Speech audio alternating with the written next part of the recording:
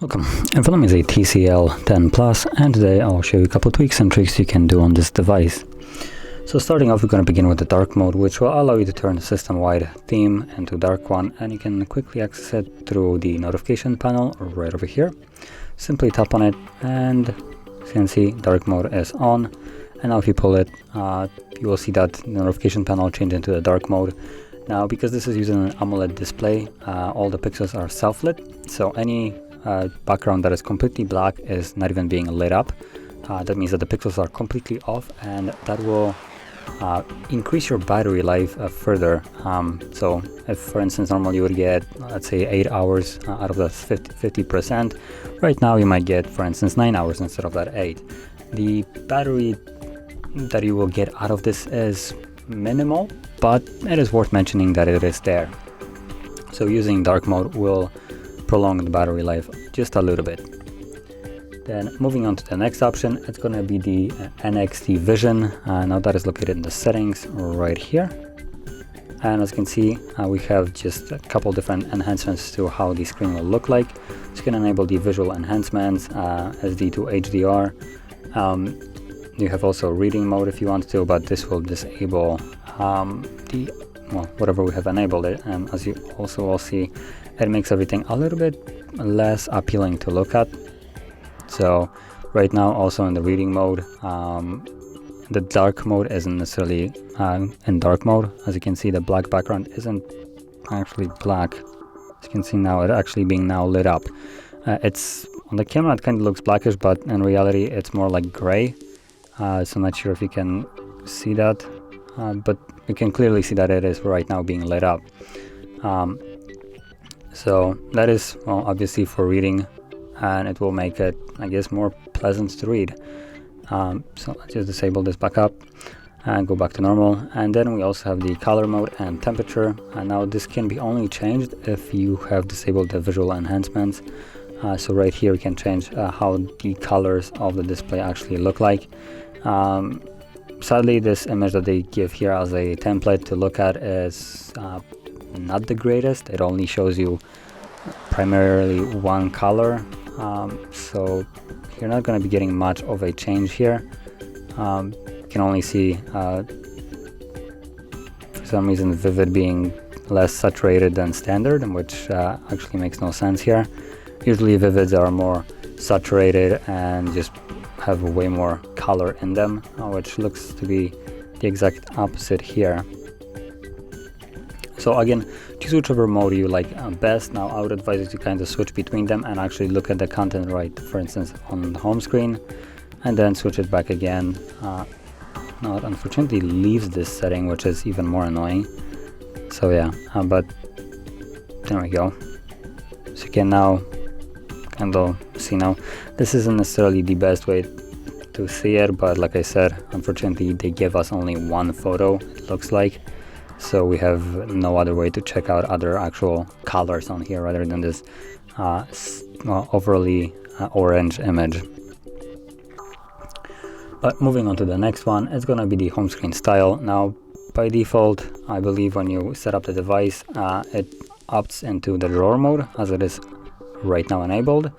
But you can choose throughout the setup of your device to also go for the other look. Now if you want to change it up, after the setup, you can go simply into the home screen and wallpaper, then home settings, and then home screen style. And right here you'll have the home and drawer screen, and then home screen only, which if I enable it, you will see that now we have all the apps on our home screen and there is no more app drawer. So this will resemble more of a Apple device where you can create folders, but you have no app drawer, and all the new apps that you have installed will be strictly placed on your home screen. So if you like this, then you can enable it. If you don't and you want to change it to a drawer mode, you can go to home screen settings again and simply select the drawer one, and there we go. Now by default, I believe it doesn't really remove that many apps from here, so they're primarily all on here, but if you install new ones, they will be placed in the drawer. And moving on to the next one, it's gonna be the edge bar, which you can see throughout the video, this weird kind of bar on the side right here.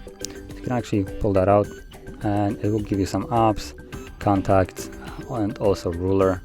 Honestly, I kind of find the ruler to be interesting here. I kind of wish my phone actually had that. There's plenty of times where I want to have a ruler and I need to use it, and considering this is made by the manufacturer, I assume, I haven't really actually checked it, but it looks like a centimeter, honestly.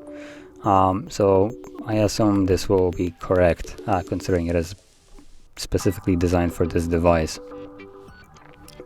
So that is actually nice, and you can also change it to inches if you want, and inches it also looks like it's correct.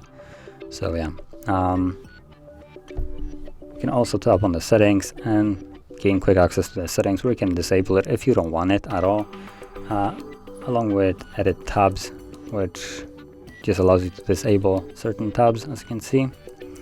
And then you can also edit the position.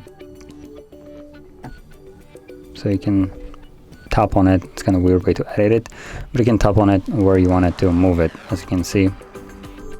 Now I would advise you to, if you want to move it around, to set it somewhere a little bit higher, because the next tweak that I'm going to show will make using this easier, along with using the other gesture navigations as well. So moving on to the next one, like I said, gesture navigation. And let's go back into the settings, and I believe it was under the advanced features, system navigation, and right here we have gesture navigations. And once you enable it, it gives you an animation right here how to use it. So swipe from sides to go back. That's why I said to position this a little bit higher. Just to put that in perspective, if you hold the phone normally in your hand and you swipe from sides, it will bring up this arrow. So that's why I advise you to put this higher. It will be a little bit harder to reach it, but then you won't be pulling it out by mistake when you're trying to just back out of something. And as you can see, swipe from sides to go back, like so, swipe up to go home, and swipe up and hold to go to recent. Now, as you also see, there is nothing to indicate that there are any kind of navigation buttons here. They're just kind of for you to remember how to use it.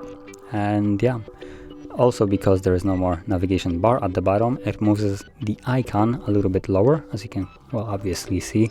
They're now straight at the bottom instead of being a little bit higher as they were before, to accommodate the bar right there with the navigation buttons.